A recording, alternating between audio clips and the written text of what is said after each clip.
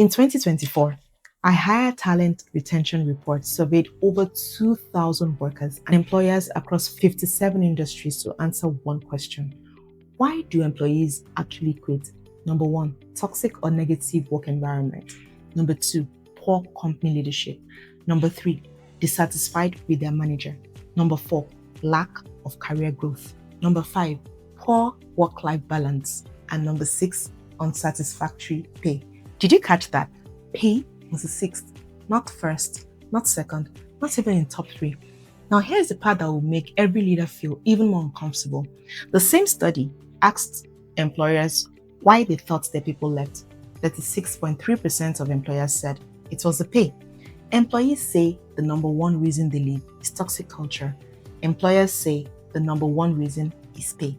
That gap between what leaders believe and what the people are actually experiencing is why your best talent is leaving. Stay with me because I'm going to show you all 6 of the real reasons, and more importantly, what you can actually do before the next resignation lands on your desk. So here is what's in this video for you.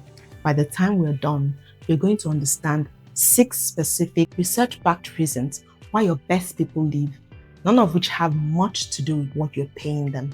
As important as that is, you'll know the warning signs that a high performer is preparing to walk before they hand you the letter. And you'll have a retention model that doesn't require a bigger budget, just a better understanding of what people actually need from work. If you manage people in any capacity, a team of 5, a department of 50, or an organization of 500, this will help you recognize patterns that leaders often miss before great people walk out the door. And remember, losing one top performer typically costs you between 50% and 200% of their annual salary when you factor in recruiting, onboarding, lost productivity, and the institutional knowledge that walks out the door with them. So this isn't just a people problem, it's a money problem. So let's fix it. During the Great Resignation in 2021 alone, over 47 million Americans voluntarily quit their jobs. Employers assumed it was a salary war. They raised wages, they added signing bonuses, wellness stipends, remote work perks, free lunches, and yet people kept leaving. So McKinsey went and asked the ones who had already quit, and they found something that should have ended compensation debate permanently. They found that roughly 36% of employees who left during the Great Resignation did so without another job lined up. 36%. No safety net, no confirmed next role. Think about what it takes to choose unemployment over continuing. These were not impulsive decisions. These people were so done, so drained, they had literally run out of reasons to stay and decided that the uncertainty of having nothing was preferable to one more day inside what they were living. And when you step back and look across the research, Gallup, McKinsey, SHRM, MIT, and decades of retention studies, a pattern starts showing up because people rarely leave because of one dramatic event. Most resignations are the end result of a few deeply human needs breaking down over time. And those breakdowns tend to happen in 6 predictable places. Let's walk through them. Reason 1, they were escaping, not exploring. They weren't running towards something better. They were running away from something they could no longer tolerate. And what they were escaping from? SHRM tells us this. Toxic workplace culture is the number 1 reason employees quit, named by 32.4% of people who left. And here's the stat that should end every "we pay well so we are fine" conversation forever.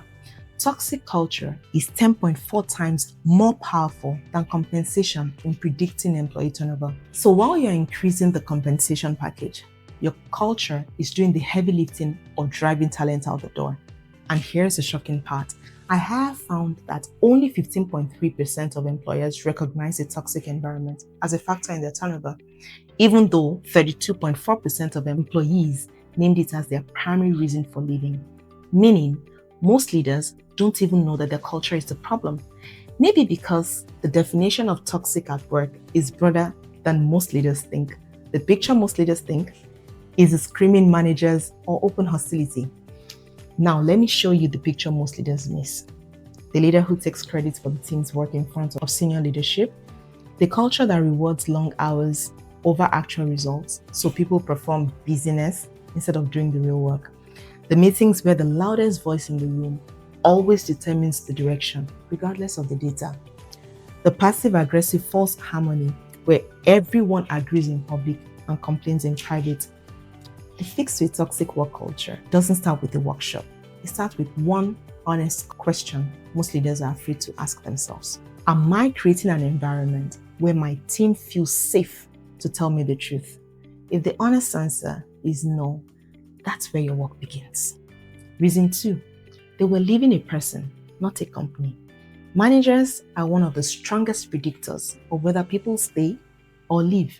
People don't leave companies, they leave managers. You've heard that before. Now here's the data underneath it. Gallup found that roughly 1 in 2 people have left a job at some point to get away from a manager. And SHRM found that 76% of employees say their manager sets the culture. Yet, 36% of those same employees said their manager doesn't actually know how to lead a team. Most bad managers are people who were excellent individual contributors, promoted into leadership because they were great at their job, not because they were equipped to lead people. And suddenly the person who was brilliant at the work is now responsible for something nobody taught them, leading people. Your best employees, the ones with the most options, will endure this for a while. They'll tell themselves it's temporary. They'll give it another quarter. And then, one random morning, they'll send you a calendar invite with an awkward title. And by the time you're sitting across from them, the counter offer won't work. The raise won't work. Because they may not be leaving for more money. They may be escaping from someone. Reason 3, they hit a ceiling you didn't know was there. People leave when they look at the road ahead and see nowhere to go. Research consistently shows that career advancement and meaningful growth opportunities rank among the strongest drivers of job movement, often outranking compensation alone. People want to see the future. I can't emphasize this enough. Your top performers are playing a long game that has nothing to do with this month's paycheck. They want to see their next chapter from where they're sitting today. And when they look up and can't see it, when the path forward is non-existent or blocked, they don't wait around hoping the ceiling lifts. They find a room with a higher one. The painful irony, the people most likely to leave for lack of growth are your best people because they're the ones talented enough to grow anywhere. Reason 4, the control they lost. People leave when the autonomy that was promised during recruitment disappears once they are inside. McKinsey's Great Resignation research confirmed that flexibility and real autonomy consistently ranked among the top factors employees wanted, not just remote work as a benefit, but the actual lived experience of being trusted to manage their own work. The leaders who understand this stop managing tasks, they manage outcomes. And the difference in what that unlocks is not small.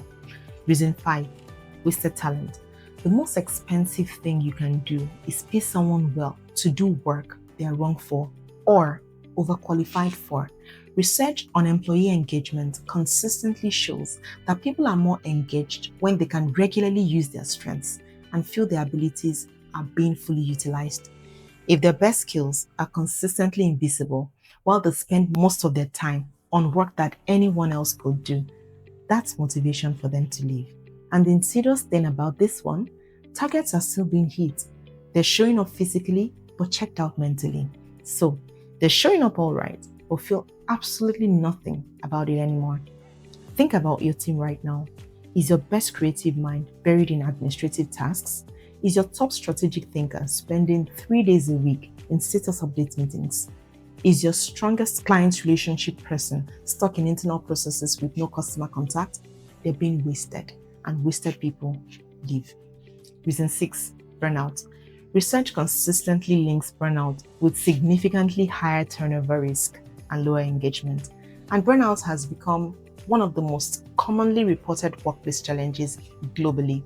But here's what most leaders consistently misread about burnout. They think it's all about workload. So they try to fix it with wellness stipends and mental health days and gym memberships and nice emails about sustainable pace. Don't get me wrong, those things are not bad, not at all. They're all great. but they're treating the symptom, not the disease. Because you can't fix a toxic culture with free pizza. So then, what causes burnout? SHRM gives us some ideas. Unmanageable workloads with no relief in sight, poor leadership that offers no support during high pressure periods, a culture where boundaries are preached but punished in practice, no sense of progress or meaning in the work.